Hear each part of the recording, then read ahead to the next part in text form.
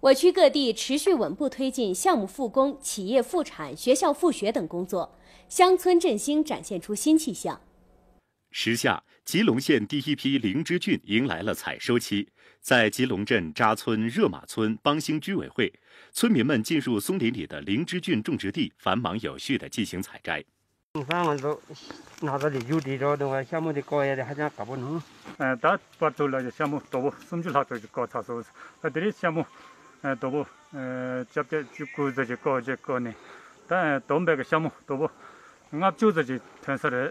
吉隆县今年共种植62万个菌棒，灵芝菌总产量预计达到2万多斤，这是紧抓乡村振兴机遇杰出的成果。近年来，吉隆县因地制宜，整合挖掘利用林下资源禀赋，以产业的提质增效，为乡村振兴增添新动能。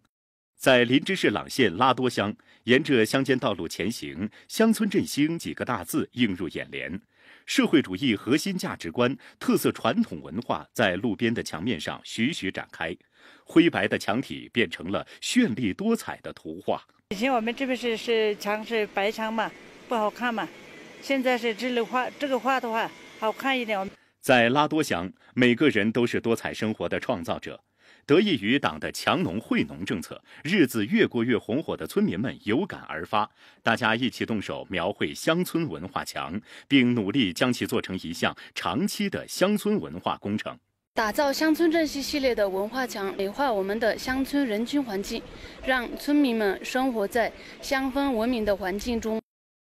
连日来，山南市各类乡村振兴项目有序复工复产。位于错那县贡日乡思木村的基础设施补短板项目施工现场已经忙碌了起来。项目总投资1700多万元，包括新建村内道路、打麦场、公厕、污水处理等乡村基础设施。项目建成后，将极大改善乡村道路状况，改善村庄环境面貌，提升百姓幸福指数。错那县2022年乡村振兴项目10个，总投资1.94亿元，截至目前已实现全面复工。山南市利用项目施工黄金期，在严格落实好疫情防控的基础上，合理安排施工建设顺序，严保工程质量和进度，使乡村振兴各项工作不停步，继续向前推进。我们又派出了综合督导组赴各县督促指导复工复产工作，争取以项目建设为支撑，持续巩固拓展脱贫攻坚成果，扎实推进乡村振兴。在那曲，复工复产业进一步提速。安多县帕曲河桥建设项目、燕石坪完全小学、县警务综合实训基地等项目陆续恢复建设。尼玛县第2幼儿园、波仓藏布下游草场灌溉等工程建设又现繁忙景象。所县格桑扶贫开发有限责任公司糌粑、面包等生产线重启生产模式，所县食品产业复工率达100%。随着昌都市正常生产生活秩序逐步恢复，各中小学校开始错峰返校，有序复学。